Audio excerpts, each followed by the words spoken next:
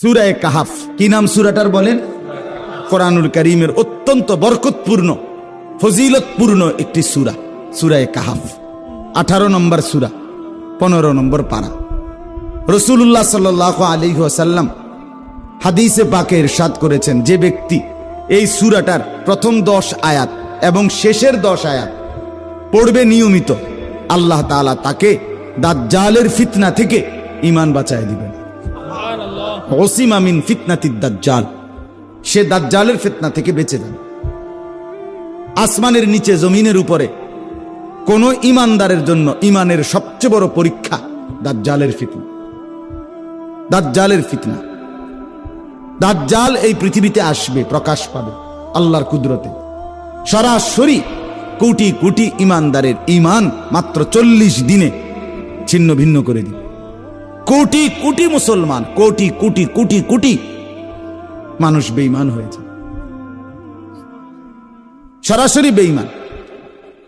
নামাজ ছুটে যাওয়া এ তো গুনাহ, রোজা ছুটে যাওয়া এ তো গুনাহ, কবিরা গুনাহ। হজ ছুটে যাওয়া, যাকাত বন্ধ ছুটে যাওয়া, গালি দেওয়া, ওজনে কম দেওয়া, হারাম খাওয়া, সুদ খাওয়া, ঘুষ খাওয়া এ তো বন্ধু গুনাহ। এটার থেকে আপনার পরিত্রাণের মাধ্যম আছে। কি মাধ্যম? যে লোকটা যদি তওবা করে গুনাহ এটা ছেড়ে দেয়, আর করবে না, ওয়াদা দেয়, লজ্জিত হয়ে মাফ চায়, তো আশা করা যায় আল্লাহ মাফ করে দিবে।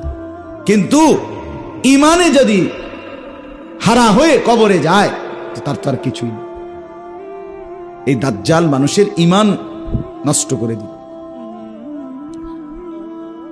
আখিরি জামানা, আমরা এখন দাজ্জালের মুখোমুখি সময়ে আছি, মুখোমুখি সময়। দাজ্জাল একদম মুখোমুখি মুহূর্তে আছে।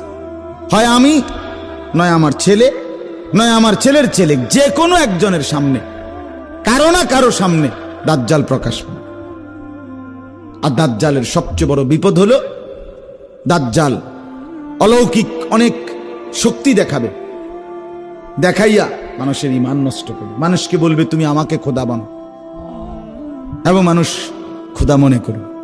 দাজ্জাল মরা মা বাপ কবরস্থান থেকে সোজা দাঁড় করাইয়া দেখাবে লোকটাকে, এই যে তোমার আব্বা আম্মা, হ্যাঁ কবরে। দাজ্জাল আসমান থেকে বললে বৃষ্টি নামবে, বললে বৃষ্টি বন্ধ হবে। দাজ্জাল বললে এই সাগরে নদীতে পানি বইবে, দাজ্জাল বললে নদীর পানি নিমিষেই শুকায় যাবে। দাজ্জাল বললে যে কোনো জায়গার থেকে স্বর্ণরৌপ্য খনির মতো নিচ থেকে বের হবে, দাজ্জাল বললে আবার চলে যাবে। দাজ্জাল বললে নির্দিষ্ট ক্ষেতে বৃষ্টি হবে, দাজ্জাল বললে নির্দিষ্ট ক্ষেতে বৃষ্টি হবে না। এই কারবার দেখলে কোনো মানুষ, সাধারণ মানুষ কি বল, খোবা কি ও কোন এবারে খোদা না তো কেডা খোদা? তাইলে খোদা এত বালা করতে হবে না? বুঝেন নাই কথা? আমরা তো এমনিতেই দুর্বল মানুষ, আমরা এমনিতেই দুর্বল মানুষ। লাল শালু আমাদেরকে ধোকা দেয়, হ্যাঁ, লাল সুতা আমাদেরকে ধোকা দেয়, গজার মাছ সজার মাছ আমাদেরকে ধোকা দেয়, কচ্ছপ আমাদেরকে ধোকা দেয়। আমাদের মারা, আমাদের বোনেরা, আমাদের মুসলমান কচ্ছপের কাছেও মান্যত করে, হ্যাঁ,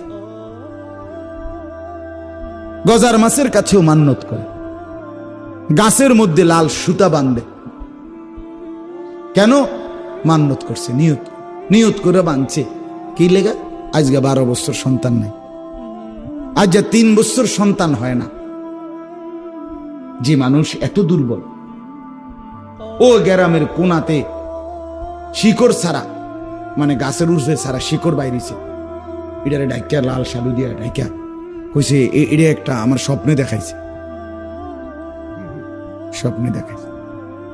সবচেয়ে দুর্বল করার একটা মক্ষম হাতিয়ার স্বপ্নে। স্বপ্নে দেখছি একজন বিরাট লোক আইয়া, মাথায় ফাগরি, সাদা চেহারা, আমারে কইছে তুই এটা করবি ওটা করবি, এবারে এটা লইয়া নাচানাচিস। আজকে আমি আমার এক পরিচিত জনকে বললাম, আমি গাড়ির বইয়া বইয়া আমি স্বপ্নে দেখছি আমনে আমার এই শনিবারের ইসলাহী মসজিদ সেটিয়া দিতে আছে। মানুষ তো শুইয়া শুইয়া দেয়, আমি বইয়া দেখছি, মানে রসিকতা করে করলাম। তাইলে